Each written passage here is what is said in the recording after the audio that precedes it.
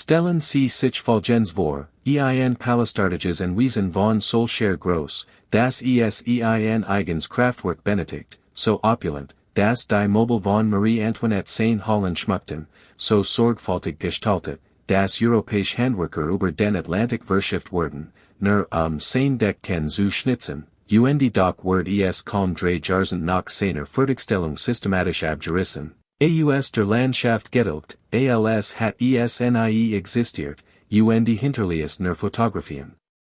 Geflüstert Geschichten ein handvoll geborgener Artefakt, wie die Fragment eines zerbrochenen Traums in Museen Privatsammlungen verstreut sind.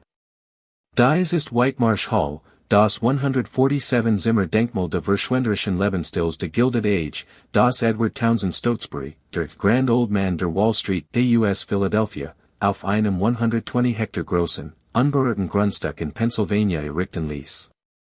Einst galt dieser Palast als Amerikas Antwort auf die europäische aristokratische Pracht, doch letztendlich wurde zu einer warnenden Geschichte über die Vergänglichkeit der Reichtums, die brutalen Kosten der Aufrechterhaltung eines unerreichbaren Traums den finsteren Pakt zwischen altem Geld den unsichtbaren Herrschern von Bedienstätten, Handwerkern Arbitern, die solch einen Glanz erst ermöglichten. Welch Geheimnis bargen dies 147 Zimmer?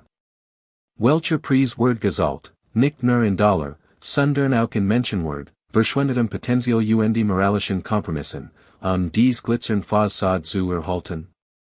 Warum wird dieses architektonisch Meisterwerk in einer Nation, die angeblich Reichtum Erfolg verwirrt, dem Vergessene und Heimgeben, Gesprengt diesem Erdboden gleichgemacht, sein bloß Existenz als Schandstadt als Schatz betrachtet?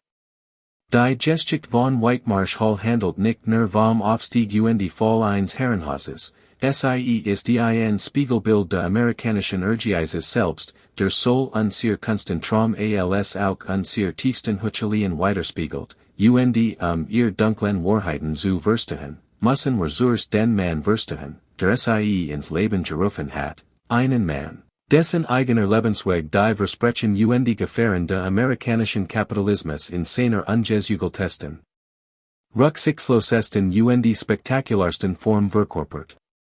Edward Townsend Stotesbury wurde 1849 in Philadelphia in comfortable, aber unauffällig Verhaltnis hineingeboren.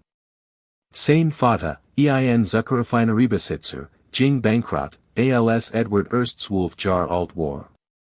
Daraufhin musste Junge die Schule verlassen nahm ein Stelle als Angestellter in einem örtlichen Maklerhaus für $3 die Woche.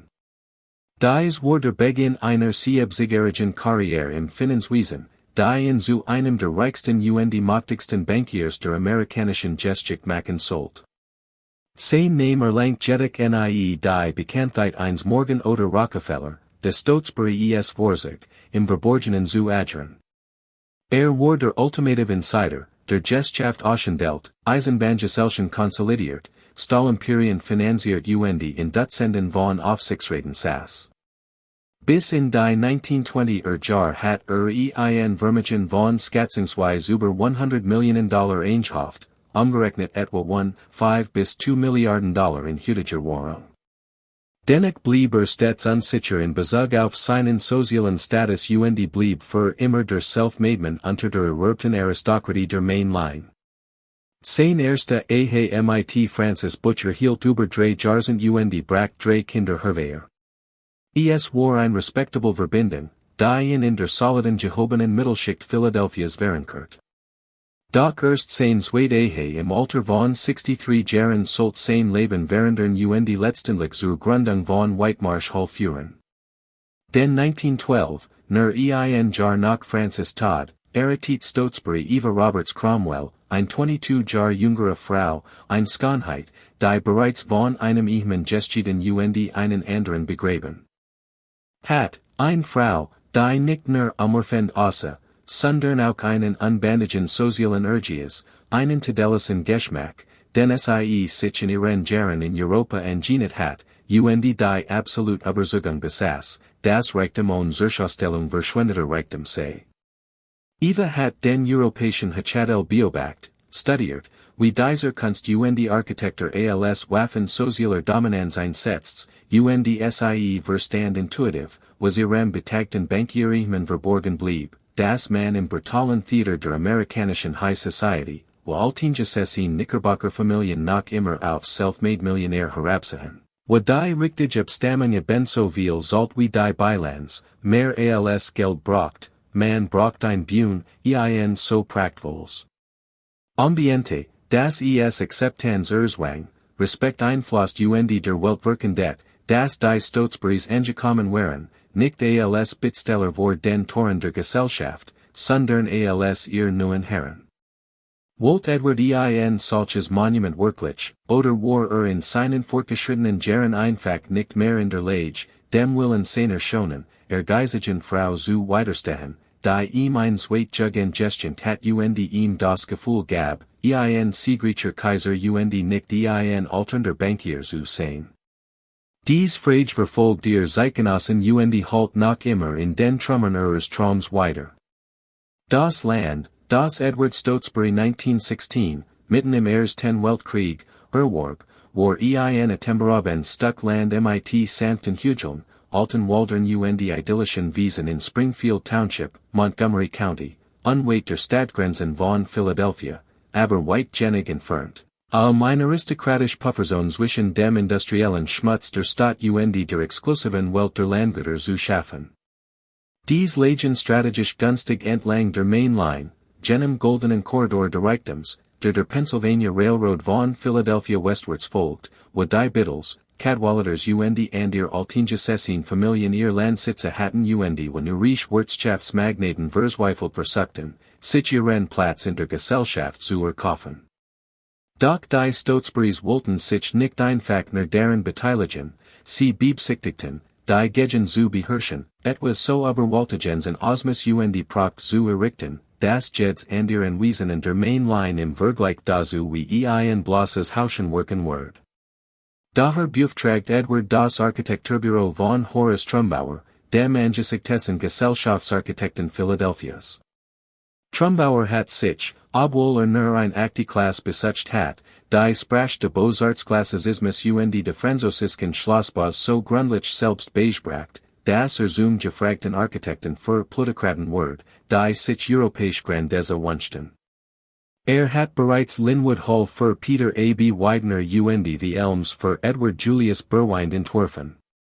Trumbauer Verstand genau, was Eva Stotesbury wollt, kein amerikanisches Haus, sondern einen französischen Palast, der Spezial vom Château de Fontainebleau inspiriert war, jenem Renaissance-Meisterwerk, das jahrhundertelang französisch König und Kaiser beherbergt hat, einem Gebäude, das in jedem Bogen und Ornament das Ancien Regime Fluster, das Abstammung und Beständigkeit wirkendet. Das suggeriert, dass die Stotesburys nicht einfach nur reich Amerikaner waren, sondern die rechtmäßigen Erben einer jahrhundertealten europäischen aristokratischen Tradition, angesichts der Tatsache, dass Edwards eigener Großvater Kaufmann und sein Vater Gescheiterter Gesellschaftsmann gewesen war. Als die entworfte Architekten enthüllt wurden, verschlug es Eva den Adam, euphormiges Herrenhaus im Georgianischen Stil, erbaut aus hellem Kalkstein. Der dreistockige Mittelteil mit Balustrade ward von symmetrischen Flügeln flankiert, die sich endlos in die Landschaft erstreckten. Das Gesamtensemble rahmt einen weitläufigen formellen Garten der Versailles Konkurrenz machen. Conti. Die Hauptfassade präsentiert ein stattlich Säulenhall mit pairweise angeordneten ionischen Säulen, massiv Flügeltüren führten auf Steinterrassen, und die Innenraum waren für die edelsten europäischen Kunstwerk und mobil ausgelegt, die man für Geld erwerben konnte. Jeder Raum war schmuckischen aus geschnitzten Paneelen, vergoldeten Zierleisen, Kristallustern und Marmorkamin, Kurzum, Gebäude, dessen Bau etwa $3 Millionen kosten ward, zuzüglich weiterer $3 Millionen für Einrichtung und Gartengestaltung. Dies Summen entsprachen 1916 einer fast unvorstellbaren Ausgabe, die heute etwa 150 bis 180 Millionen entsprach, für ein Haus, das die Stotesburys nur wenig Monat im Jahr bewohnen würden, der Eva zusätzlich nach ein and Wiesen mit 37 Schlafzimmern besaß. Ein Cottage in Bar Harbor, Maine, ein Villa in Palm Beach namens El Mirasol, die sogar noch größer war als Whitemarsh, und ein Stadthaus in Philadelphia für winterliche Empfänge. Der Bau der Whitemarsh Hall begann 1917 und dauert 4 Jahre. Erfordert ein Vielzahl von Arbeitern, Steinmetz, Zimmerlut, Stuckateur, Elektriker, Klempner, Glaser, Landschaftsarchitekten und 100 von einfachen Arbeitern, deren Namen in der Geschichte verloren gegangen sind und deren individuelle Leistungen nur in Rechnungen der Bodernehmer und Lohnbüchern festgehalten wurden. Dies Männer schwitzten in den Sommern Pennsylvanias und froren in den brutalen Wintern, Diocese Denkmal für die Eitelkeit anderer zu errichten.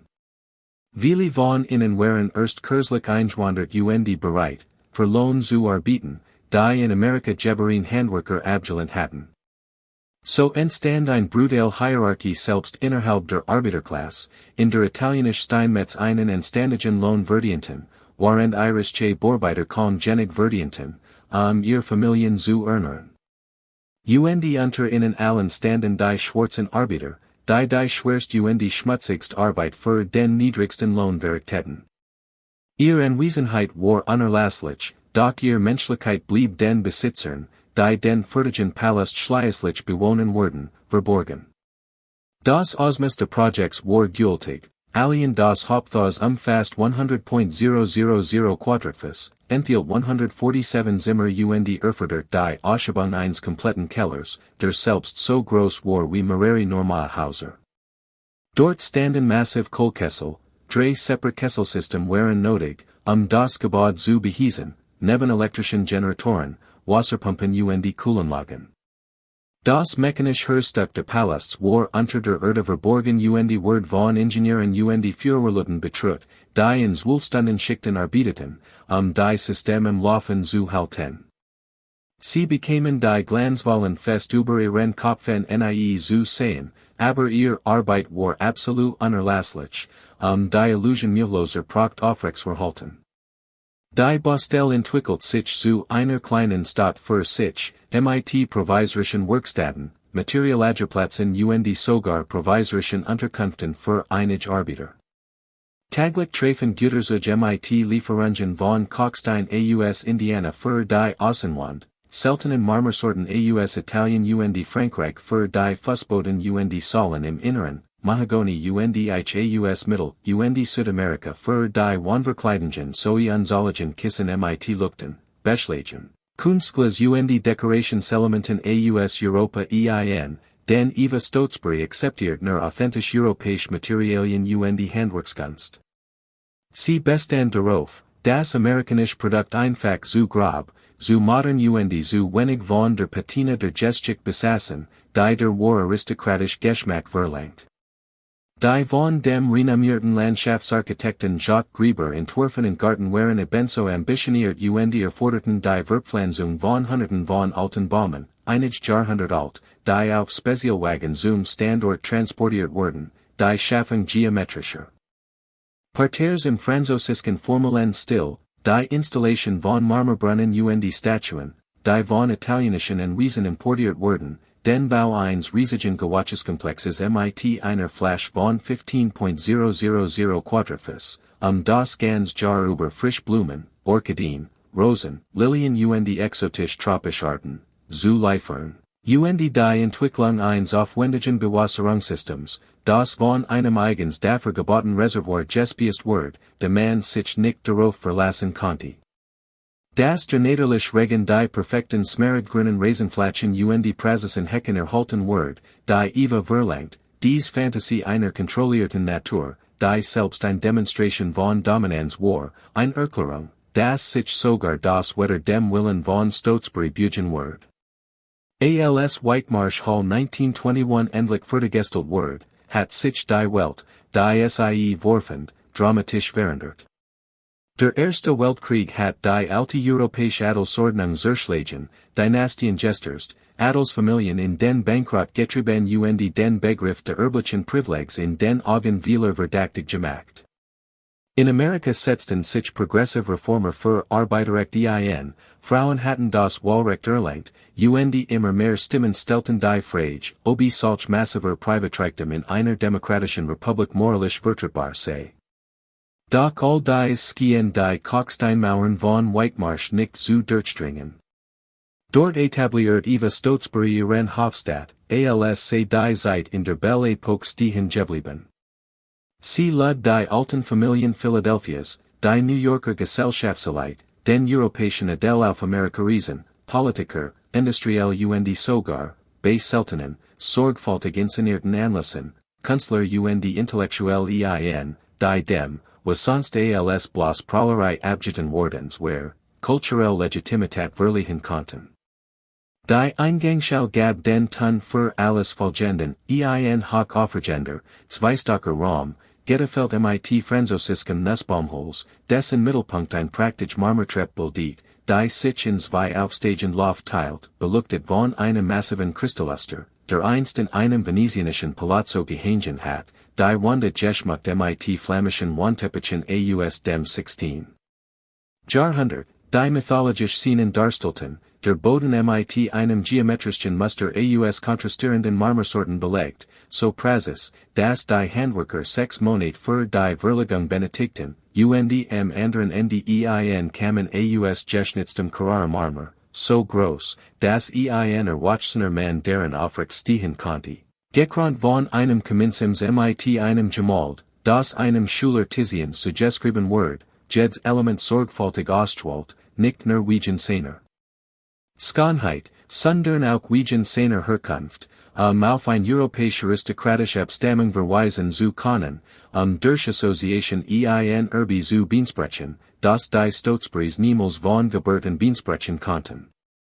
Hinter der Eingangshalle erstreckt sich ein Reihe immer opulenter Empfangsraum, der Großsalon, 18 Meter langer Raum mit 670 Meter hohen Decken, dessen Wände mit Seidendemist in einem so besonderen Blau bedeckt waren, dass der Farbstoff eigens in Laien gemischt wird, eingerichtet mit Stucken aus der Zeit Ludwigs 15. Und Ludwigs 16, die Eva von verarmten französischen Aristokraten erworben hat, die im wirtschaftlichen Chaos de Nachkriegseuropas Erbe verkauften, wobei die Mobile in praxischen Gesprächsgruppen eingeordnet waren, die ein Gesellschaftssekretärin mit Fotografien dokumentiert, damit die Bediensteten nach jeder Feier die Geno in Ordnung wiederherstellen konnten, die Bibliothek, deren Wände vom Boden bis zur Decke mit Mahagoni-Butcherregalen gesäumt waren, die Tausend von Leder gebundenen Banden beherbergten, viel davon meterweise von europäischen Buchhändlern gekauft und nie gelassen, Ostwald rein wegen der Ästhetik ihrer vergoldeten Buchdrucken und passenden Ein Band, mit einem massiven Partnerschreibtisch, an dem Edward für Fotos posieren konnte, waren der Vorgab, Gesellschaft zu tätigen, obwohl tatsächlich Büros in Philadelphia unterhielt und selten zu Hause arbeitet, der Musiksaal beherbergt ein in die Wand eingebaut Pfeifenorgel, deren vergoldete Pfeifen hinter einem Zergitter sichtbar waren. Obwohl Wedger Edward noch Eva spielten und die Orgel hauptsächlich dazu diente, bei Dinnerpartys für ein Dezent Hintergrundmusik zu sorgen. Sie wird von einem für den Abend engagierten professionellen Organisten bedient, der in einer kleinen Kammer hinter dem Instrument versteckt saß, ein weiterer unsichtbarer Arbeiter, der den Soundtrack de Luxus ersucht. Der Speisesaal, ein herrschaftlicher Raum mit 60 Plätzen an einem einzigen Tisch, dessen Wände mit Gobelin Wandteppichen behängt waren, dessen Tisch selbst mit Sevres Porzellan, Baccarat Kristall und Georgianischem Silber gedeckt war, ein komplett Service für 100 Gast, für dessen Fleisch alien ein Ganztager Silberdiener benötigt wird. Die Mahlzeiten wurden von einer Brigade livrierter Lakaien serviert, die sich in choreografierter Präzision unter der Aufsicht eines eigens importierten englischen Butlers bewegten, weil Eva der Ansicht war, dass nur die Briten formellen Service wirklich verstanden, das Essen wird von einem französischen Koch in Kuchen im Untergeschoss zubereitet und über Speiseaufzug und Servicegang in den Speisesaal transportiert, die so gestaltet waren, dass die Bediensteten unsichtbar blieben, bis ihr Hand einem Gast einen Teller hinstellten und dann wie von Zauberhand wieder verschwanden. Doch die öffentlichen Raum im Ergeschoss, so prachtvoll sie auch waren, sollten nur einen Teil der Geschichte von Whitemarsh. Denn die Privatgemacher in den oberen Stockwerken offenbarten noch mehr über die Sehnsucht und die Angst der Stotesburys. Ihr Schlafzimmer befanden sich in separaten, aber angrenzenden Suiten, ganz in der Tradition der europäischen Adels. Edward's Suite war im maskulinen englischen Georgianischen Stil mit dunklen Holzwertefällen und Lettermobellen eingerichtet, Eva's Suite hinged gen ein aufwendig Fantasie de französischen Rococo mit Wanden, die mit handbemalter Sieg und die pastoralen Szenen bedeckt waren. Bett war ein massive Nachbildung von Marie Antoinette's Bett in Versailles. Matrize und die Bettwasch wurden taglich von einer Zof gechselt, deren einzig aufgabe die Pflege von Eva's persönlichen Gemächern war. Das in Eva's Suite angrenzende Badezimmer war ein Wunderwerk aus Marmor und die vergoldeten Armaturen, darunter ein eingelassenes Bad von aus einem einzigen Block rosafarbenen portugiesischen Marmors, behiest Handtuchalter und die ein Deckenspiegel, ein Detail, das einige Besitzer schockiert, das Eva jedoch als rein praktisch zum Kontrollieren der Haarverdienheit. Die lustern Interpretation in Sprach wal ihrer tatsächlichen Absicht. Stotesbury besaß trotz ihrer aristokratischen Alluren eine fein, fast moderne Sinnlichkeit, die prüteren Kreis der alten Philadelphia Gesellschaft gelegentlich schockiert. Im zweiten Stock befanden sich auch Gaststätten, die benannt nach ihrer vorherrschenden Farbsprung, das blaue Zimmer, das Rosenzimmer, das Goldene Zimmer, und die eingerichtet wie ein luxuriös Hotelsuite, mit eigenem Bad, Sitzek und Schreibtisch mit Briefpapier mit Whitemarsh Monogramm. Denn Eva verstand, das im Spiel der gesellschaftlichen Vorherrschaft jeds Details alt, jeder Kontaktpunkt ein Gelegenheit bot, überlegenen Geschmack und die unbegrenzt Mittel zu demonstrieren, die Gast gleichzeitig zu verwohnen und zu demütigen, denkbar für die Gastfreundschaft, aber sich der gewaltigen Kluft zwischen ihren eigenen Verhaltnissen und dem Vermögen der Stotesbury schmerzlich bewusst. Im dritten Stock, weniger prunkvoll, aber dennoch comfortable, befanden sich weiter Gastezimmer, die Kinderzimmer, wenn Edwards Watch Kinder zu Besuch waren, obwohl sein Verhaltnis zu innen nach seiner Wiederverheiratung angeblich angespent war, die Kinder sahen Eva als Eindringling und die Glücksritterin, ihren Vater als Narren im hohen Alter, und am anderen Ende des Flügels, in bewusst weniger zugänglichen Räumen, die Räumlichkeiten der Herrenhaus-Personals, die Haushälterin, der Oberbutler, der Koch und Evas persönlich Sof. Ihr Rangprivilegien innerhalb der Diener Hierarchie kennzeichneten sie dennoch als grundsätzlich von der Familie getrennt, sie waren auf ihr Zugewiesenen Bereich beschränkt, müssen die Hintertreppe und die Wirtschaftskorridor benutzen und waren in den öffentlichen Räumen nur bei der Ausübung ihrer Pflichten sichtbar, ansonsten so unsichtbar wie Geister, die das Haus heimsuchten, das sie in Stand hielten.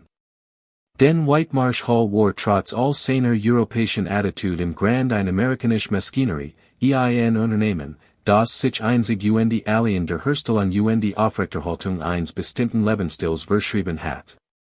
Wie jedes Unternehmen benötigt es ein riesige, hierarchisch organisiert Belegschaft, die strengen Disziplinen unterworfen war.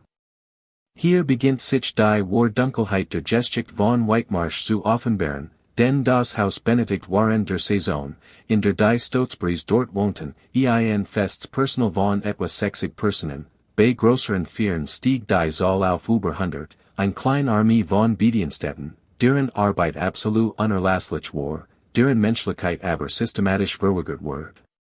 Leben war von starren Regeln und die brutalen Arbeitszeiten geprägt, die nach heutigem Arbeitsrecht als unvertretbar gelten wurden, in den 1920er Jahren jedoch in großen Häusern gängige Praxis waren, der Preis, den die Bediensteten für eine sichere Anstellung, Kost und Loges und das zweifelhaft Privileg der Nahe zum Reichtum sollten.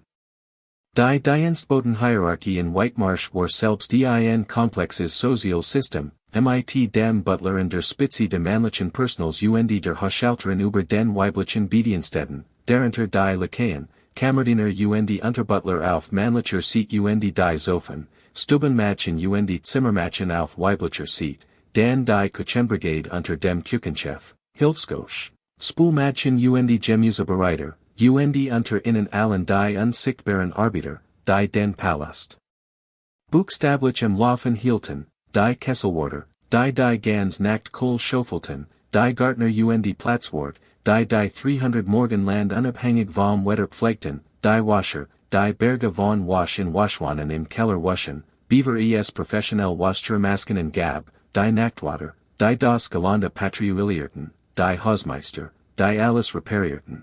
Stricken und in Stand setzten, was in einem so großen Haus kaputtging, das Standeget was kaputtging. Bei diesen Arbitern handelt sich überwiegend Einwanderer oder Kinder von Einwanderern, Iren, Italienern, Polen, Deutschen, wobei die schwarzen Arbeiter auf die niedrigsten und unsichtbarsten Positionen beschränkt waren, die Kohlenträger, die Spielarbeiter, die Bodenarbeiter, die für die Gleicharbeit weniger bezahlt wurden als ihr weißen Kollegen. In separaten Unterkünften untergebracht waren, zusätzlichen Regeln und Kontrollen unterlegen, ihre Beschäftigung immer prekärer war und. Leichter Grund oder Erklärung bindet wurden konnte, denn in der amerikanischen Rassenhierarchie der 1920er Jahre konnten selbst weiß Einwanderer auf jemanden herabschen, sich jemandem überlegen fühlen, ein kalkuliert System, das die Solidarität der Arbeiterklasse verhindert, indem sicherstellt, dass die Arbeiter miteinander konkurrierten, anstatt sich gegen ihr Arbeitgeber zu vereinen. Der Arbeitstag der Bediensteten in Whitemarsh begann üblicherweise 5:30 oder 6 o'clock morgens und in die erst, nachdem die Familie sich abends zur Ruhe begeben hat, oft 22 oder 23 Uhr. Lediglich Pausen wurden für die Mahlzeiten im Speisesaal der Bediensteten eingelegt. Ein Sechstage Wosch war üblich, mit freien Sonntagnachmittagen, sofern die Pflichten zu lesen. Die Bezahlung war selbst für die Verhältnis der 1920er Jahre beschieden, ein Lakai verdient etwa $50 bis $70 im Monat zuzüglich Kost und Loges, ein Hausmatchen $30 bis $40 und ein Küchenarbeiter vielleicht $20. Hoher angestellt wie der Butler und der Koch verdienten deutlich mehr, manchmal $150 bis $200 monatlich, Genig, Geld nach Hause an die Familie zu schicken oder sogar einen bescheidenen Betrag ins Aussparen. Doch stets galt das Prinzip der Kündigungsfrist. Ein Bediensteter konnte wegen jeds vermutlichen Verstoßes entlassen werden, sei es wegen Unhöflichkeit, Diebstahl oder sittlicher Verfallungen, was von tatsächlicher Unehrlichkeit bis hin zum Treffen mit einem Freund in der Stadt alles bedeuten konnte. Referenzen von früheren Arbeitgebern waren unerlässlich. Dies war unerlässlich für die sich nach neuen Anstellungen und Schaff ein System, in dem Bedienstete jeden Anreiz hatten, Misshandlung, Überarbeitung und Demütigung zu ertragen, anstatt ihren Lebensunterhalt und ihren Ruf durch Beschwerden zu riskieren. Die physische Gestaltung von Whitemarsh selbst verstärkt dies Trennung und Unsichtbarkeit, denn Horace Trumbauer hat das Haus mit einem ausgeklügelten System aus Dienstgangen, Hintertreppen und versteckten Gangen entworfen, die den Bediensteten ermöglichten, sich durch das Gebäude zu bewegen, ohne jemals den Weg der Familie oder ihrer Gast zu kreuzen, außer wenn tatsächlich Dienstweritäten, ein architektonische Verkörperung der viktorianischen Ideals, das Bedienstetet. Gesehen, aber nicht gehört werden sollten, oder besser noch, überhaupt nicht gesehen werden sollten, außer wenn Essen auf den Tisch stellten oder mit dem Rücken zum Boden schrubbten.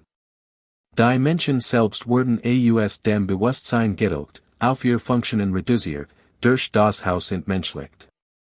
Das Untergeschoss, in dem die meisten Bediensteten ihr Tage verbrachten, wenn nicht in den oberen Stockwerken arbeiteten, war ein Labyrinth aus Küchen, Vorratskammern, Lagerräumen, Werkstätten, Speisesälen für die Bediensteten und Schlafsalartigen Unterkünften für das jüngere Personal.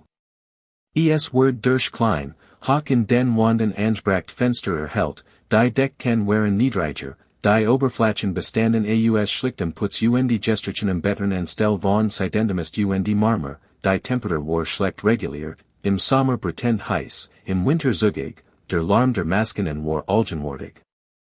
Die Gesamtumgebung war ein deutliche Erinnerung daran, dass dies nicht die Schmucksgetüll darüber war, sondern die Fabrik, die sie produziert. Die psychologische Wirkung dieses täglichen Übergangs, aus dem grauen, zweckmäßigen Untergesches in den glitzernden Palast darüber aufzusteigen, sich in einen stillen, effizienten Diener zu verwandeln und am Ende des Tages wieder in die Untergesches zurückzukehren, muss tiefgreifend gewesen sein, eine tägliche Erinnerung an den eigenen Platz in der sozialen Ordnung, und die unüberbrückbare Kluft zwischen den Dienenden und den Bediensteten. Trotz all dieser Ausbildung blieben viel Bedienstete jahrelang in Whitemarsh, manch sogar ganzes Berufsleben lang. Denn trotz der harten Bedingungen genas die Einstellung auf einem so vornehmen Wesen wie Whitemarsh innerhalb der Bedienstenschaft hohes anzusehen. Die Stotesburys sollten, ungeachtet ihrer Fehler, regelmäßig punktlich sorten für und Standages essen Unterkunft. In der unsicheren Wirtschaftslicht der 1920er Jahre bot ein sicher Stell bei einer wohlhabenden Familie mehr Stabilität als die meisten Arbeiterjobs. So hielten die Bediensteten durch, passten sich in entwickelten in manchen Fällen sogar einen eigentumlichen Stolz auf ihre Verbindung zu dem Herrenhaus. Sie identifizierten sich als Whitemarsh Personal, als waren sie Mitglieder eines exklusiven Clubs, obwohl dies Exklusivität ihren eigenen Ausschluss von allem bedeutet, wofür das Haus stand, eine psychologische Anpassung, die Ausbildung vielleicht erträglich macht, indem sie als Teilhaben etwas Großartigem umdeutet, selbst wenn die Einzige Aufgabe deren bestand, die Boden zu schrubben oder die Nachttop zu leeren. Eva Stotesbury ihrerseits scannt ihr Bediensteten mit einer Mischung aus Aufrichtiger, wenn auch herablassender, Versorge rücksichtsloser Effizienz betrachtet zu haben. Sie hielt am viktorianischen Ideal der wohlwollenden Herren fest, die allen Namen ihrer Bediensteten kannte, sich diligentlich nach deren Familien erkundigt Weihnachtsgeld verteilt, aber gleichzeitig absolut Disziplin walten ließ, Perfektion fordert nicht zögert, Jetten zu entlassen, der ihren hohen Ansprüchen nicht genügt. Denn Eva verstand, dass der Erfolg von Whitemarsh als Bühne für gesellschaftlich Inszenierungen vollständig von Micheloser Ausführung abhing, dass ein einziges minderwertiges Essen, ein leichtverwechs Blumenarrangement, ein Fingerabdruck auf einem Silbertablett die gesamt sorgsam aufgebaute Illusion müheloser aristokratischer Anmut untergraben konnte. Daher führt sie täglich Inspektionen durch, kontrolliert ständig die Arbeit ihrer Haushalterin ihres Butlers, führt akribisch Zeitplan Checklisten pflegt ein Netzwerk von Arbeitsagenten persönlichen Empfehlungen, das ermöglicht, bei Bedarf schnell Ersatz zu finden. So führt sie Whitemarsh weniger wie ein Zuhaus mehr wie ein Luxushotel, was in gewisser Weise auch war, nur dass die Hauptgeist die Eigentümer selbst waren. Die Vorstellung dürfte nie enden, die Show lief ununterbrochen, wann immer sie dort weilten, was in den 1920er Jahren oft mehrere Monate im Jahr der Fall war. In dieser Zeit entwickelt sich Whitemarsh zu einem der wichtigsten gesellschaftlichen Zentren in der Ostküste, zum Schauplatz spektakulärer Wochenendpartys, formeller Abendessen für 50 oder 60 Gast, Wohltätigkeitsveranstaltungen für Eves verschiedene philanthropische Anliegen. Sie engagiert sich besonders für den Tierschutz unterstützt mehrere Krankenhäuser, diligentlich auch zum Ort ernsterer Gesellschaft. Denn Edward Stotesbury war trotz seines hohen Alters weiterhin tief im Finanzwesen verwurzelt, Whitemarshes masculine Bibliothek Rauchzimmer boten den passenden Rahmen für diskret Gespräch mit Bankierskollegen Industriellen. Gesellschaft wurden bei Brandy Zigarren besiegelt, waren deren Frauen in den Salons übermod Kloch austauschten. Das Ganshaus fungiert als Machtinstrument, als Werkzeug zur Festigung von Gesellschaftsbeziehungen, zur Demonstration von Kreditwürdigkeit durch demonstrativen Konsum zur Verkündung, dass Edward T. Stotesbury kein unbedeutender Akteur, sondern ein Titan der amerikanischen Kapitalismus war. Dessen Frau europäische empfing dessen die Kunstsammlung konnte mit denen von Museen aufnehmen. Doch besucht dies legendären Partys tatsächlich, was hielten dies Personen von ihren Gastspielen. Zeitgenössisch Bericht zeichnen ein komplexes Bild, den Waren viel Gast Eves Geschmack und Edwards Gastfreundschaft Lob 10 und Einladungen nach Whitemarsh unter Aufsteigern und Neurischen Industriellen sicherlich begehrt waren, bewarten Philadelphia's Altestfamilien, die Bittels, Cadwalleters und Ingersolls, deren Abstammung bis in die Kolonialzeit zurückreicht, angeblich ein gewiss Distanz. Sie namens war Thiel, wenn es das Protokoll erfordert, akzeptierten die Stotesburys aber nie vollständig als gleichgestellt. Ihr Privatkorrespondenz offenbart abfällig Bemerkungen über Eves vulgar Zurschaustellung und Edwards, Verswiefelt streben, was darauf hindetet, dass die Stotesburys trotz all ihrer Ausgaben, all der europäischen Mobile und aristokratischen Alluren nie die gesellschaftliche Akzeptanz erreichten, nach der sich senten, nie den Makel de Neurischen abstrefen konnten, vermergen eher verdient als Gerb zu haben, in der grausamsten Berteilung ner Reich und nicht wahrhaft aristokratisch zu sein. Dies muss Eva besonders getroffen haben, denn sie hat nicht nur Geld, sondern jahrelang Mühe in die Kultivierung de perfekten Geschmacks investiert, das europäische Hofprotokoll studiert, die Nuancen aristokratischer Gastfreundschaft erlernt und fans sich dennoch außen vor, willkommen wegen ihres Reichtums und ihrer Gastfreundschaft, aber nicht wegen ihrer Herkunft. Man fragt sich, ob sie in ihren stillen Momenten jemals das ganz Unterfangen in Frage gestellt hat, ob sie jemals die Sinnlosigkeit gespürt hat, Jahrhunderte altes Erbe selbst mit unbegrenzten Millionen kaufen zu wollen, oder ob Stolz und Urgie zu stark waren, solche Zweifel zu suchen, ob sie einfach nur noch mehr Druck macht, noch verschwenderischer Ausgab, immer beeindruckender Gastelissen pflegt, gefangen in einem eskalierenden Wettrussen der gesellschaftlichen Selbstdarstellung, das niemals mit einem Sieg enden konnte, weil die Regeln so gestaltet waren, dass Menschen wie sie niemals wirklich gewinnen konnten. Edward Hinge gen skänk philosophischer Veranlagt Gusen zu sein, oder vielleicht einfach weniger an den gesellschaftlichen Aspekten von Whitemarsh interessiert. War zufrieden damit, schon zu Haus für sein schon Frau geschaffen zu haben, sein Kunstsammlung und sein Garten zu genießen, in seiner Bibliothek Ziggern zu rochen und die gesellschaftlichen Machtkampf Eva zu überlassen.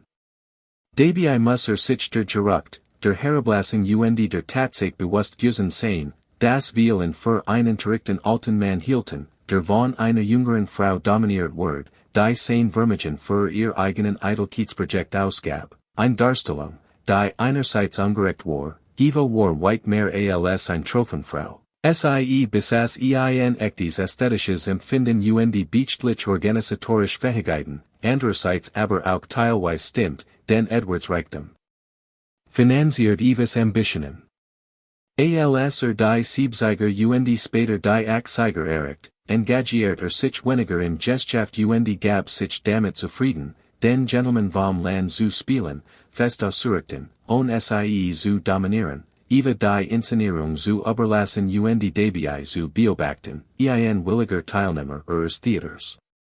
Vielleicht, weil die Alternative deren bestanden hat, ans Wirken, das sein Gesamtsweit ein. Der Irrtum, dass die Befürchtungen seiner Kinder richtig gewesen waren, dass sein Wertewohls Witwendacian gegen einen turbulenten Lebensabend im Dienst Troms eines anderen eingetauscht hat. Der Börsenkrach vom Oktober 1929 und die darauffolgende Weltwirtschaftskrise hatten die Illusion von Whitemarsh eigentlich sofort zerstören müssen. Denn Edward Stotesburys Vermögen, so gültig es auch war, hing vom anhaltenden Erfolg der amerikanischen Kapitalismus ab, von den Aktien und Anleihenmärkten, von Unternehmensdividenden und Immobilienwerten.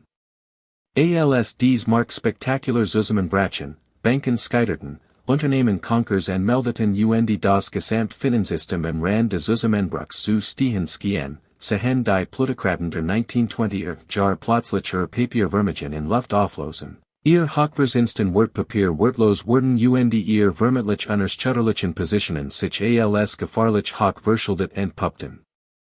Doch irgendwie, auf bemerkenswert und verhängnisvoll Weise, machten die Stotesburys weiter wie zuvor. Sie hielten Whitemarsh in vollem Umfang in Betrieb, veranstalteten weiterhin Shows, wenn auch in etwas kleinerem Rahmen, Beschäftigten Dutzend von Bediensteten, selbst als die Arbeitslosigkeit 25% erreicht sich die Schlangen vor den Sepenkchen am ganz Häuserblock zogen. Dies Entscheidung, die Shows fortzusetzen, selbst als die Welt in Flammen stand, war vielleicht. Der Großfehler in Edwards Leben, der Moment, in dem sich Whitemarsh von einem florierenden Privatunternehmen zu einem florierenden Privatunternehmen wandelt. Aus einem Symbol der Erfolgs wurde ein Symbol ob seiner Gleichgültigkeit, Kaltherzeiger Missachtung de Lades sie hierum, einer herrschenden Klasse, die so weit von der Realität entfernt war, dass sie sich nicht einmal vorstellen konnte, ihren Lebensstil zu ändern, selbst als Millionen alles verloren. Die öffentliche Stimmung kippt rapid gegen die Reichen. Zeitungsartikel prangerten die Exzess der 1920er Jahren, Politiker wie Franklin Roosevelt warben mit dem Versprechen wirtschaftlicher Gerechtigkeit und progressiver Besteuerung, Gewerkschaften wurden militante und sozialistische Ideen fanden immer mehr Anhänger. In diesem Klima war der Unterhalt eines Palasts mit 147 Zimmern und 60 Bediensteten nicht nur kostspielig, sondern auch politisch unklug, ein Einladung zu Kritik, Untersuchungen und letztendlich Vergeltung. Doch Edward und Eva schienen dies nicht zu bemerken, oder vielleicht fatalistisch. Sie akzeptierten zwar das Ende ihrer Welt, waren aber entschlossen, stillwohl untersuchen und die von ihnen etablierten Standards angesichts der Kosten und Folgen aufrechtzuerhalten, ein Art trotziger Nihilismus, gelernt als aristokratisch Wort. Die finanzielle Realität wird jedoch zunehmend düsterer, denn selbst Edwards Jultiges Vermögen konnte den enormen Geldabfluss, den Whitemarsh verursacht, nicht auf Dauer decken. Das Haus verschlang schätzungsweise 300.000 bis 500.000 Dollar jährlichen Betriebskosten, das heutige Äquivalent von vielleicht 5 bis 8 Millionen Dollar, die Gehälter der Angestellten, Instandhaltung, Nebenkosten, Lebensmittel und die ständigen Anschaffungen von Kunst und Einrichtungsgegenständen umfassen, die Eva für unerlässlich hielt. Während Edwards Einkommen in den 1920er Jahren mehr als ausreichend gewesen war, dies Kosten zu decken, wird die Weltwirtschaftskrise zu drastisch reduzierten Dividendenzahlungen, einer Abortung seiner Immobilien und mit viel seiner Investitionen illiquid, so dass sie nur mit massiven Verlassen verkauft werden konnten. So begann still und mit großem Widerwillen, Vermögenswert zu liquidieren, indem Wertpapier zu niedrigen Preisen verkauft, Kredit gegen sein verbleibenden Bestand aufnahm und sparut, wo es möglich war. Weigert sich jedoch, die einzig wirklich notwendig Sparmaßnahmen zu ergreifen, Whitemarsh zu schließen, die Angestellten zu entlassen und sich in ein bescheideneres Leben zurückzuziehen, das seinen reduzierten Verhältnissen angemessen war. Warum dies Weigerung? Stolz, Gewiss, und vielleicht Liebe zu Eva, die Unwilligkeit, scheitern einzugestehen oder seine Frau zu zwingen, Lebenswerk aufzuschreiben, aber möglicherweise auch eine Art Generation Blindheit, die Unfähigkeit zu akzeptieren, dass sich die Regeln geändert hatten, dass das Gilded Age wirklich vorbei war, dass die von Männern wie ihm eingehofften riesigen Vermögen neuen Formen der Besteuerung und Regulierung unterliegen wurden, dass der politische Konsens, der 50 Jahre lang plutokratisch Privilegien gestützt hat, brockelt und durch ein New Deal Coalition ersetzt wird, die konzentrierten Reichtum nicht als Zeichen von Tugend, sondern als ein Sozialpathologie betrachtet, die einer Korrektur bedürft. Edward Townsend Stotesbury starb im Mai 1938 im Alter von 88 Jahren. Hat sein Vermögen, sein Gesundheit und sein Zeit überlebt. In den Necrufen Words war sein Bankerier und sein Wohltätigkeit gelobt, hat im Lauf seines Lebens Millionen in Krankenhäuser, Universitäten und Kultureinrichtungen gespendet, doch wird auch, mit unterschiedlichem Maß und Taktgefühl, auf die Verschwendungssucht in Whitemarsh, die legendäre verschwenderischen Partys von Eva Stotesbury und das Gefühl hingewiesen, dass dieser Mann im Ende mehr Symbol als Substanz, mehr Schein als Charakter gewesen war, ein Repräsentant einer Epoche, die Geschichte hart veriteilen wird. Was auch immer Edward in seinen letzten Jahren dacht, ob Zufriedenheit über das Erreichte empfand, bedauern oder einfach nur Mut Akzeptanz, nam mit ins Grab und ließ Eva alien in Whitemarsh Zurich, 168, Jahrhunderte Witwe, die vor einem Problem stand, das selbst ein halb so alte Frau überfordert hat, wie sollte man einen unerschwinglichen Palast mit einem Vermögen unterhalten, das nicht mehr existiert? Eva Stotesbury's Situation im Jahr 1938 war gleichzeitig tragisch und absurd, denn obwohl sie nach gangigen Maßstäben nicht arm war, Edwards and Wiesen war selbst nach den Verlassen der Depression nach mehrere Millionen Dollar wert, war sie völlig unvorbereitet auf ein Leben und den Geldfluss, der Whitemarsh im Leben erhalten hat, nicht bereit zu sparen, Mitarbeiter zu entlassen, die gesellschaftliche Stellung aufzubauen, die sich 25 Jahre lang aufgebaut hat, und so. Versucht wie Bisher weiter Summiken, zog Kapital ab, verkauft Investitionen und Kunstwerk, nan Kredit auf und versucht verzweifelt, die Illusion aufrechtzuerhalten, das sich nix geändert hat, das die Depression nur ein vorübergehender Rückschlag war, das die Ära Whitemarsh auf unbestimmt Zeit verlängert werden konnte, wenn nur lang genug durchhielt, eine Strategie, die von vornherein zum Scheitern verurteilt war, die aber mit derselben unbandigen Entschlossenheit verfolgt, der einst die Gesellschaft von Philadelphia erobert hat, sich weigert, ein Niederlage einzugestehen, sich weigert, bemitleidet zu werden, sich weigert ans Wirken, das sich die Welt weitergetragen hat und das groß Privatpalast wie Whitemarsh nun Anachronismen waren. Überbleibsel einer diskreditierten Ära, gesellschaftlich inakzeptabel in einer Demokratie, die mit Massenarbeitslosigkeit und wirtschaftlicher Verwerfung zu kämpfen hat. Die Bediensteten, einst 60 in der Saison, wurden allmählich reduziert, zunächst durch niederliche Fluktuation, Pensionierungen und Abgänge, die nicht ersetzt wurden, und dann durch tatsächliche Entlassungen, schmerzhaft Kündigungen, bei denen langjährige Mitarbeiter nur bescheidene Abfindungen erhielten und in ein von der Depression geprägt Wirtschaft entlassen wurden, in der es fast unmöglich war, Arbeit zu finden. Man fragt sich, welch menschlichen Kosten dies Entscheidungen mit sich brachten, welch Angst, what und Verzweiflung die Arbeiter erlitten, die Jahr ihres Lebens Whitemarsh geübt hatten, die schlecht Bedingungen und niedrig Lohnerträge hatten, while die Stelle sicher war, nur dann, wenn es opportun erschien, aussortiert zu werden. Ihr Loyalität mit Kündigungen und Lehren Versprechungen von Empfehlungsschreiben belohnt zu bekommen und in ein wirtschaftliches Vakuum geworfen zu werden, während Eva weiterhin in 147 Zimmern let, einen verkleinerten, aber immer noch beträchtlichen Haushalt führt und weiterhin auf Standards bestand, die am Stand nicht mehr soliessen. Die Instandhaltung des Hauses selbst ließ nach, Reparaturen wurden aufgeschoben, Anstrich nicht erneuert, mechanische Anlagen veralteten, unersetzt zu werden, die Garten verwilderten etwas, das Gartnerpersonal reduziert wird, klein Ansiechen von Vernachlässigung, die in den 1920er Jahren undenkbar gewesen waren, sich aber nun von Saison zu Saison enthoffen. Das Haus begann seinen langsamen Niedergang von Perfektion hin zum Verfall, obwohl es Jahr dauern sollte, bis der Verfall für aussenstehende fensichtlich wird, denn ein so solid Gebäude wie Whitemarsh besaß Reserven und Pracht, die beträchtlich Vernachlässigung verkraften konnten, beaver es wohlständig verfiel. Der Ausbruch des Zweiten Weltkriegs im Jahr 1939 brachte neue Herausforderungen mit sich und zwang Eva schließlich, der Realität ins Auge zu sehen. Kriegsbedingt Rationierungen, Preiskontrollen und Arbeitskraftmangel machten die Aufrechterhaltung von Whitemarsh selbst.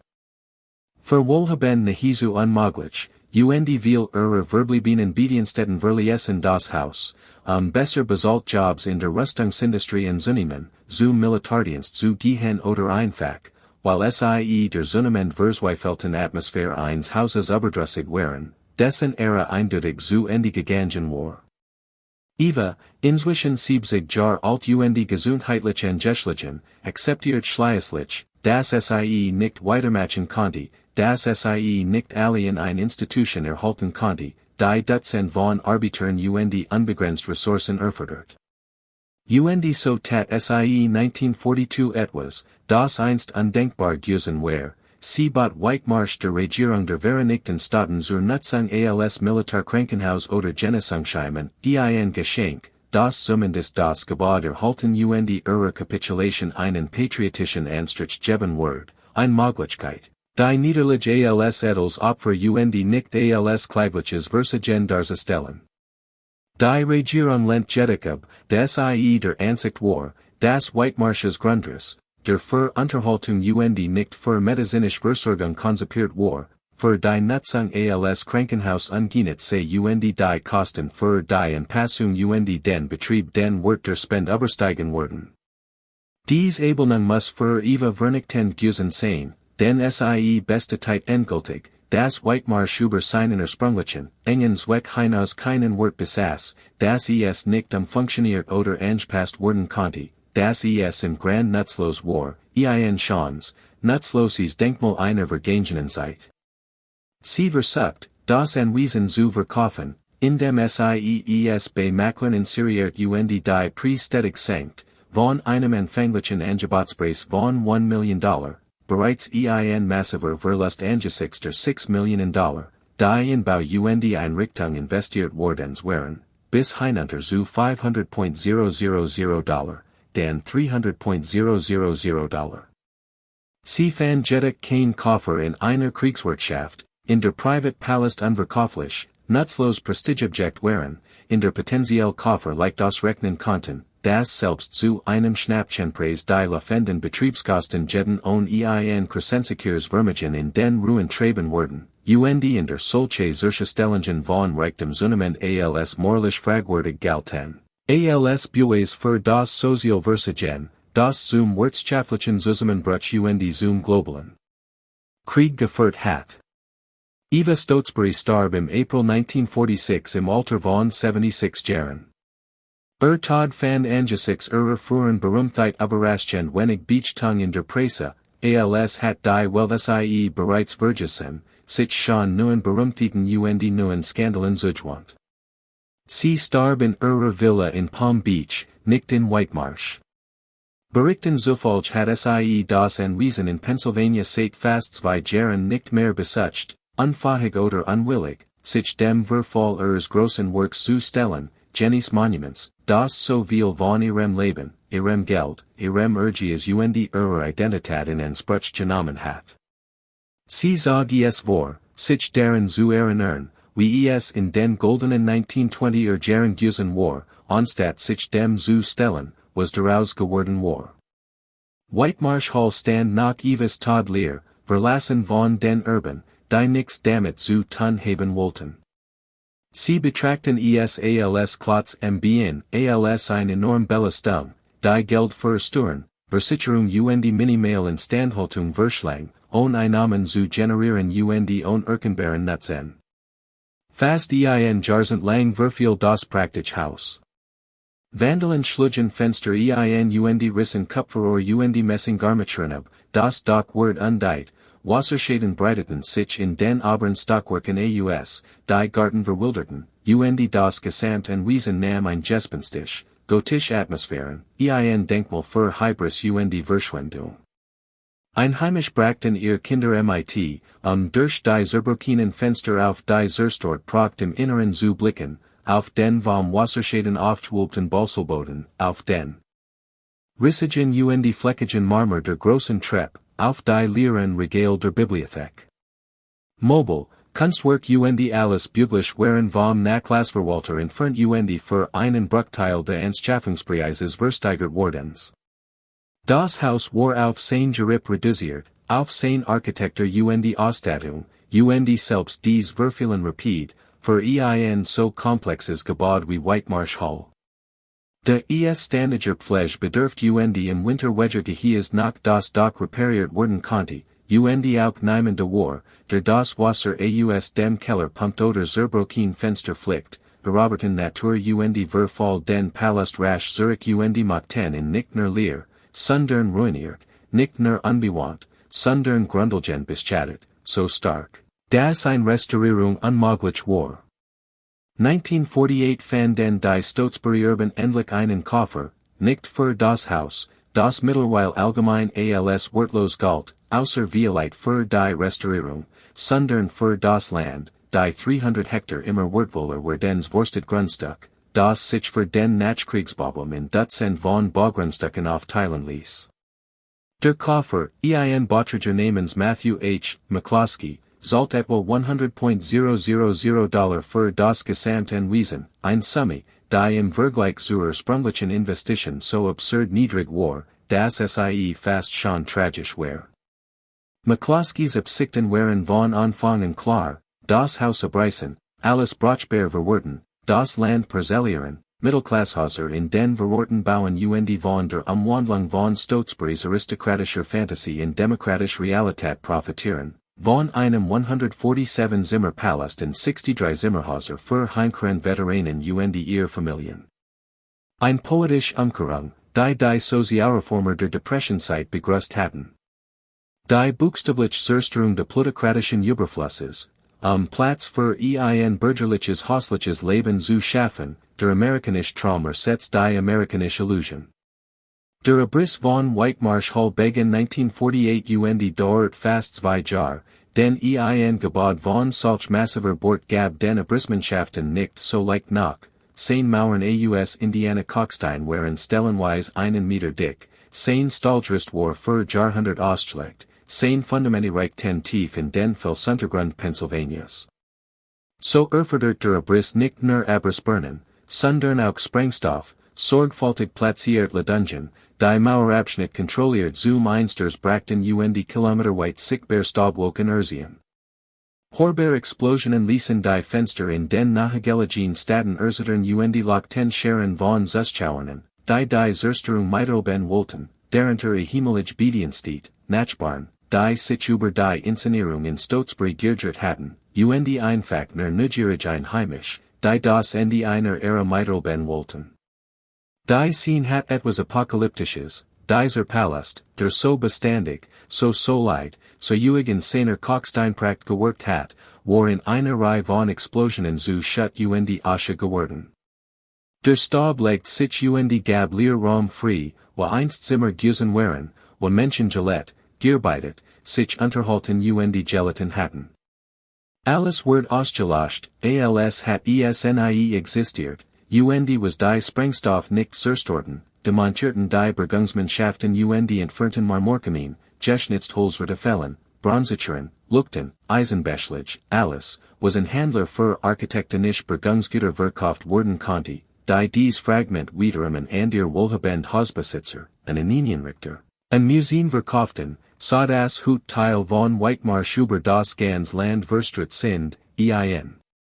Commensims in einem Anwesen in Connecticut, ein Kristallluster in einer Villa in Texas, geschnitzt Touren in einer Villa in Kalifornien, Fragment, die aus ihrem Kontext gerissen wurden, deren Ursprung oft vergessen ist, Ornament, denen die Bedeutung genommen wird, wunderschön Objekt, die einstiel ein zusammenhängenden Ganzen waren, die aber jetzt nur noch als isolierte Artefakt existieren, Geister eines abgerissenen Palasts. Der Kalkstein selbst wird zerkleinert als Fullmaterial verwendet, der Bostel zu den kriegsbedingten Hochpreisen als Schrott verkauft, was den Abriss beinahe rentabel macht, die Bleiroher Kupferdraht wegen ihres Metalwerts geborgen, das Gelände eingebnet für die Parcellierung vermessen. 1950 war es im Wesentlichen abgeschlossen, Whitemarsh Hall war verschwunden, so gründlich ausgelöscht, das Gemand, der die Geschichte nicht kennt in diesem Ort steht, niemals vermuten wird, das dort einst ein prachtvolles Anwesen gestanden hat. Sah nur vor Stadtstraßen, Ranchhäuser, Auffahrten Raisenflächen, die Landschaft der amerikanischen Nachkriegsnormalität, demokratisch, wohlhabend im fundamentalen Gegensatz zu allem, wofür Whitemarsh stand.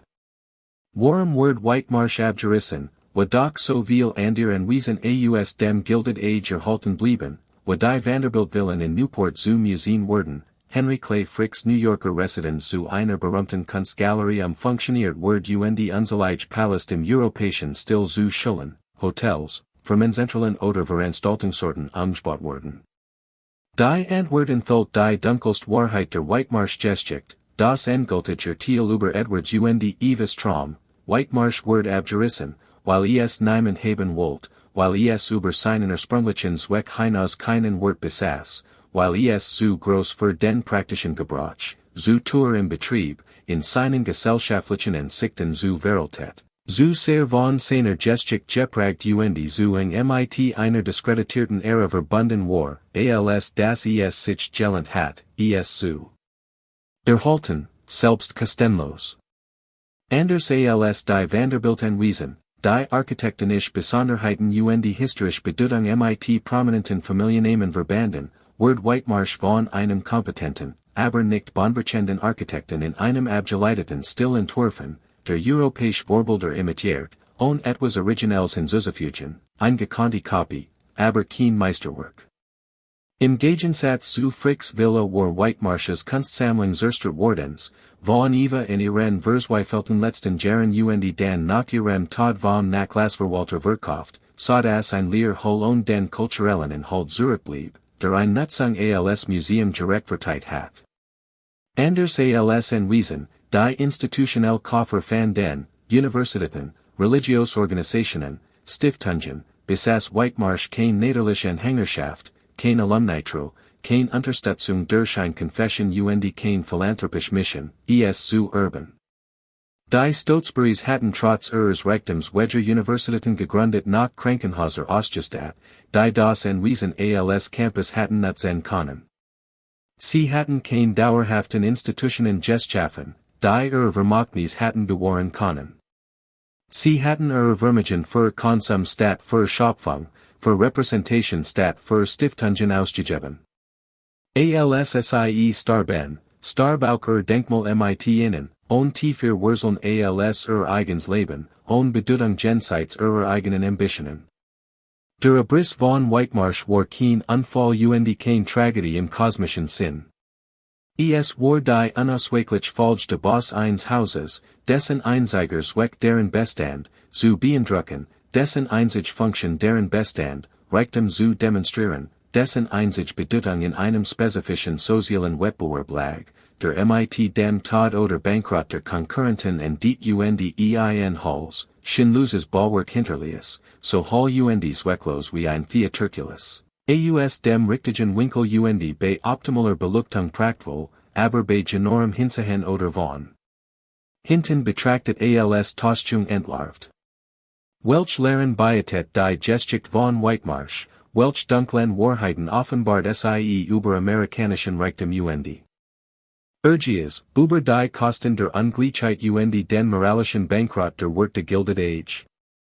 Zunächst und ganz offensichtlich seit es die fundamentale Instabilität von Vermögen, die ausschließlich auf Finanzmanipulationen und nicht auf produktiver Unternehmung beruhen, denn Edward Stotesburys Reichtum stammt nicht aus dem Bau von Fabriken, der Erfindung von Technologien oder der Herstellung von Produkten, sondern aus dem Aushandeln von Gesellschaften, der Konsolidierung von Unternehmen, Spekulationen mit Wertpapieren, dem Papierkram, der immens persönlich Vermögen schuf, waren der einen fragwürdigen sozialen Wert bei Stuart, und solche Vermögen erwiesen sich als bemerkenswert anfällig, als das Zugrundlegensystem zusammenbrach, als der Aktienmarkt einbrach und die Banken scheiterten und sich das Gesamtfinanzgebot als im wesentlichen Illusion entpuppt, aufgebaut auf Vertrauen und Kredit und der annehmendlosen Wachstums, annehmen, die 1929 endgültig zunichte gemacht wurden. Zweitens verdeutlicht Whitemarsh die Sinnlosigkeit, mit Reichtum sozial Akzeptanz über Klassengrenzen hinweg zu erkaufen.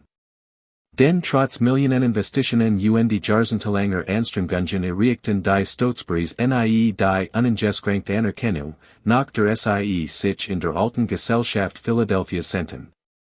Sie konnten den Makel de Nurichen nie abstreifen und sich nie in war Aristokraten verwandeln, egal wie viel französische Antiquitäten erworben oder wie viel adlige Europa bewerten.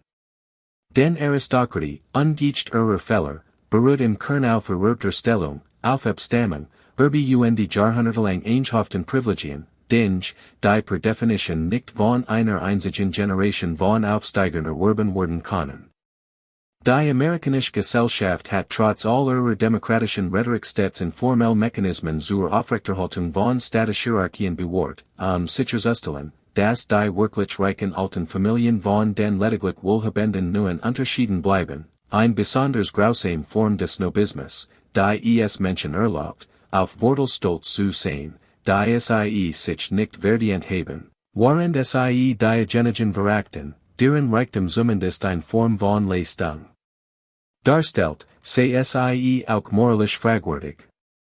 Drittens, Vielleicht am wichtigsten, enthüllt die Geschichte von Whitemarsh den immensen menschlichen Preis für den Erhalt solcher Etablissements, die Herrscharen unsichtbarer Arbeiter, deren Arbeit die Illusion müheloser Pracht aufrechterhält, die ihr Leben im Dienst fremder Eitelkeitsprojekt verbrachten, die schlecht bezahlt wurden. Brutal lang arbeiteten deren Menschlichkeit durch Architektur gesellschaftlich Konventionen systematisch verleugnet wurde, die ohne Skrupel entlassen wurden, wenn finanzieller Druck Sparmaßnahmen erfordert, deren Namen Geschichten fast vollständig in Vergessenheit geraten sind, außer in den nüchternen Aufzeichnungen von Hochschulbüchern Arbeitsbüchern, sollen auf Seiten, ausgeben, die minimiert werden sollten, Funktionen statt Menschen. Wie viel Leben wurden eingeschränkt, wie viel menschliches Potenzial verschwendet, wie viel wird geopfert, damit Eva Stotesbury in perfekten Louis XVI Kulissen Gast empfangen konnte, damit Edward sich als Landedelman inszenieren konnte, damit wohlhabend Gast ein Wochenend lang so tun konnten, als Jahrhunderte dem europäischen Adelen. Die Frage lässt sich nicht präzis beantworten, doch die moralisch Tragweite ist unbestreitbar. Whitemarsh wurde, wie alle derartigen Güter, auf Ausbildung errichtet, auf einem System, das die Arbeiterklasse als Instrument, als Mittel zum Zweck plutokratischer Interessen, als Produktionsfaktoren behandelt, die es zu verwalten galt, anstatt als Menschen mit Rechten, wurde bestreben, die denen ihrer Arbeitsberg gleichwertig waren. Obwohl die Stotesburys wahrscheinlich nicht schlimmer waren als die meisten Plutokraten ihrer Zeit, nicht grausamer oder gleichgültiger als ihr Standesgenossen, so prangert dies doch das Gesamtsystemen, die Gesamtgesellschaftsordnung der Gilded Age, die solche Beziehungen normalisiert, die sie als nederlich unvermeidlich erscheinen ließ, anstatt als Gewalt, konstruiert im Grand ungerecht. Vierten seit Whitemarsh die Umweltkosten solch konzentrierten Reichtums auf, 300 Hektar Land, die der landwirtschaftlichen Produktivität oder der nederlichen Funktion eines Ökosystems entsigen wurden, als Privatsvergnügungsstellen einer Familie zu dienen, die geradeten Wälder, die in formell Garten umgewandelt wurden, das Wasser, das für Bewasserung Seerbrunnen umgeleitet wurde. Der Energieverbrauch, man denke in die Tonnen von Kohl, die jahrlich verbrannt wurden, 147 Rom zu heißen, den Erzien Strom, die Ressourcen, die für Instandhaltung Betrieb aufgewendet wurden, all dies zum Nutzen von zwei Personen ihren Gassen, Ressourcenverbrauch pro Kopf, der so groß unverhältnismäßig ist, dass nach jedem vernünftigen Standard der Umweltethik als kriminell gelten wird. Doch in den 1920er Jahren wurde dies einfach als verrechte Reichtums akzeptiert, die erfolgreichen Beanspruchten das Recht, die Ressourcen de Planeten in den Menschen zu verbrauchen. Die ihr Bankenten erlaubten, ohne Rücksicht auf Nachhaltigkeit, Gerechtigkeit oder die Recht zukünftiger Generationen. Die Plutokraten der Gilded Age dachten nicht an CO2, Fußabdruck oder ökologische Nachhaltigkeit. Dies Konzept existierten in ihrem intellektuellen Rahmen nicht, aber ihr Handlungen hatten dennoch Folgen für die Umwelt, die cumulative Wirkung von Tausenden solcher Wesen, Millionen solcher Entscheidungen, Muster der roberischen Konsums, mit dem wir noch immer leben. Für das wir noch immer bezahlen das wir noch immer umkehren oder zumindest stabilisieren müssen, bewahre es die ökologischen System zerstört, die Zivilisation selbst tragen. Fünftens offenbart die Whitemarsh-Saga die psychologischen Kosten eines solchen Reichtums, die Art weiß, wie das Leben selbst seiner vermeintlichen Nutznießer versehrt, denn was für Leben für Edward Stotesbury tatsächlich in seinen letzten Jahrzehnten, verheiratet mit einer Frau, die halb so alt war wie deren Urges in zu ausgeben trieb, die letztendlich sein Vermögen aufsuchen. Zunehmend von seinen Kindern entfremdet, monatelang im Jahr damit beschäftigt, mehrere Reseich Hauser zu unterhalten, die kaum bewohnt, umgeben von Bediensteten, aber zutiefst einsam, sein letzten Jahr überschattet von finanziellen Sorgen und dem Wissen, das sein großes Projekt scheitert, das die gesellschaftliche Akzeptanz, nach der und Eva sich senten, niemals Wirklichkeit werden wird, das sein comfortable Witwenschaft und sein Engisheen Stellung gegen ein Wagnis einstauscht hat, das sich nicht ausgezahlt hat. Und was hat Eva trotz all Skonheit, Geschmacks und Entschlossenheit tatsächlich erreicht, abgesehen von der Richtung eines riesigen Hauses, das kaum 2 Jahren stand, Beaver es verlassen und abgerissen wird, abgesehen von einer gesellschaftlichen Stellung, die mit ihrem Tod verblasst, abgesehen von einem Ruf. Den die Geschichte her als erbarmlich den als bewundernswert beurteilen wird, die ergiesige Frau, die sich übernommen hat, die das Vermögen ihres Manns für die Verfolgung eines unmöglichen Traums ausgab, die starb, nach dem sie alles verloren hat, was sie aufgebaut hat, Lebenswerk buchstäblich innerhalb weniger Jahr nach ihrem Tod aus der Landschaft gedulgt. Ihr Geschichte birgt etwas zutiefst Tragisches in sich, nicht tragisch im klassischen Sinn von edlen Persönlichkeiten, die durch Schicksal oder fatal Schwachen zu Fall gebracht wurden, sondern tragisch im modernen Sinn von verschwendetem Potenzial, von Menschenleben, die von Lehren bestreben versert wurden, von Menschen, die alle materiellen Wortel besassen und doch am Ende nix von bleibendem Wert hatten, kein Kinder, die sie lieben, kein Institutionen, die ihren Namen trugen, kein vermachtes Jenseits einiger Fotografien und der verstritten architektonischen Fragment eines abgerissenen Palasts, ihr Namen wurden vor allem als warnen Beispiel in Erinnerung behalten, als Beispiel dafür, wie man nicht leben sollt, was man nicht wertschätzen sollt, für die Lehre im Herzen der reinen Materialismus. Wo einst Whitemarsh Hall stand, befindet sich heute das Vorstadtviertel Whitemarsh Valley.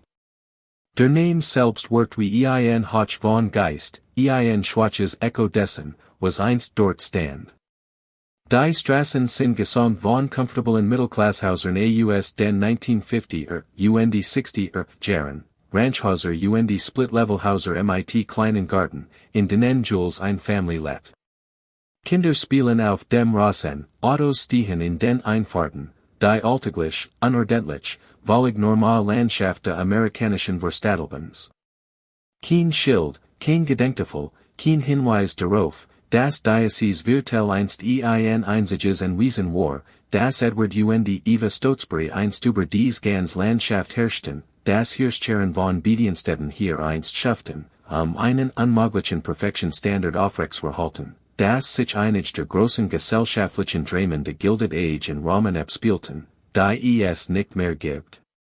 Vielleicht ist dies Auslöschung angebracht, vielleicht ist sie Gerechtfertigt, vielleicht stellt der Abriss von Whitemarsh und der Ersatz durch Dutzend gewöhnlicher Häuser ein Art demokratischen Sieg dar, die aristokratischen Anspruch der Gilded Age buchstäblich weiterlegt. Platz für den Wohlstand der amerikanischen Mittelschicht im Nachkriegsamerika zu schaffen, wird das Anwesen einer Familie in 60 Familienhäuser umgewandelt, ein mathematischer Beweis dafür, dass die demokratische Verteilung von Ressourcen mehr Menschen so gut kommt und mehr menschliches Wohlergehen schafft, als konzentrierter Reichtum Conti, egal wie geschmackvoll zur Schau gestellt wird. Doch die Wohlständigkeit dieser Auslöschung ist auch beunruhigend, die Tatsache, dass ein ganzes Gebäude, ein ganz Welt, einfach verschwinden konnte, so grundlich aus der Existenz gedulgt wird, dass selbst der Standort heute umstritten ist. Nur noch ein Handvoll alterer Bewohner kann sagen, wo das Haus stand, wo sich die Garten erstreckten, wo die Hauptzufahrt verlief. Und selbst diese Erinnerungen verblassen, da die letzte Generation, die Whitemarsh erster Hand kennt, stirbt. Zurück bleiben nur Fotografien, Baupläne in Archiven, Verstritt Zeitungsbericht und gelegentlich Gebergene Artefakt, die beweisen, dass es jemals existiert hat. Was wird Edward Stotesbury wohl denken, wenn das Gelände Hut sahi?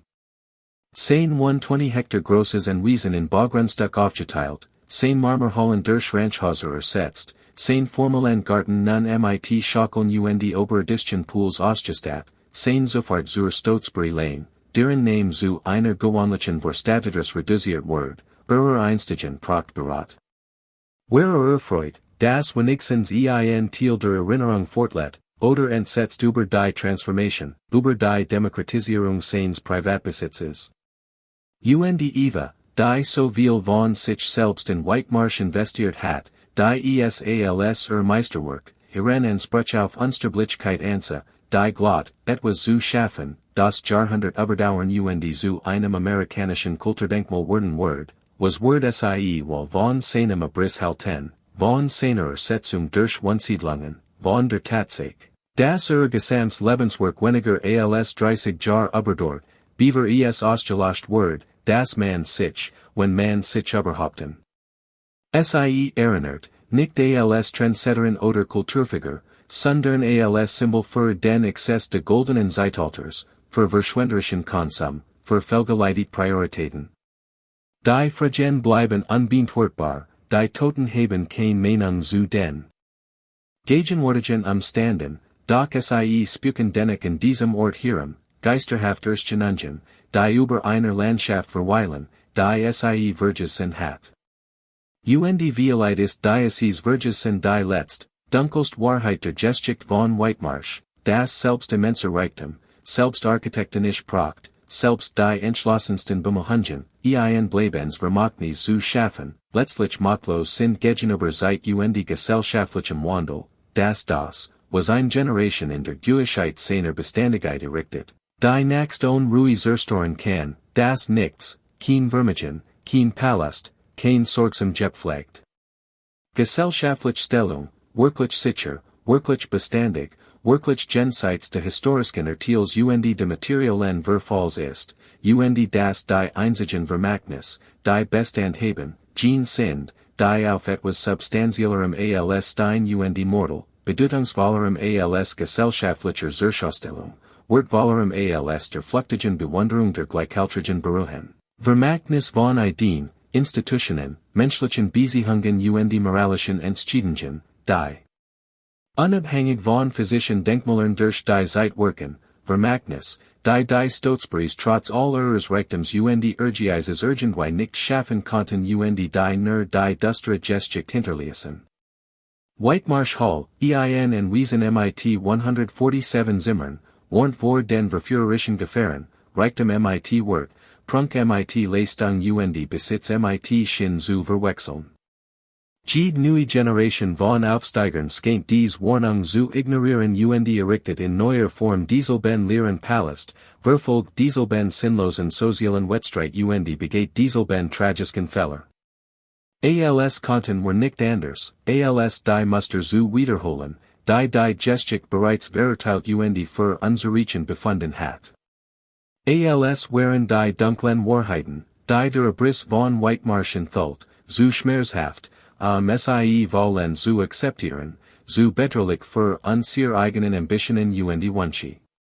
So wenden wir uns ab, Vergessene, lassen die Geschichte in Vergessenheit geraten, bis der nächst Palast fällt, das nächst Vermögen verfliegt und die nächst Generation verjudeter Leben und zerstörter Traum uns swingt, uns der Frage zu stellen, die wir lieber vermeiden, was bauen wir am Ende, für one, warum, zu welchem Preis für uns und andir.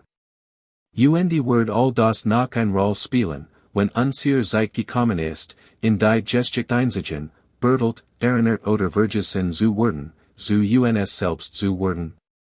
Ein Warnen Geschichte, die über den Trümmern unserer Ambitionen geflüstert wird.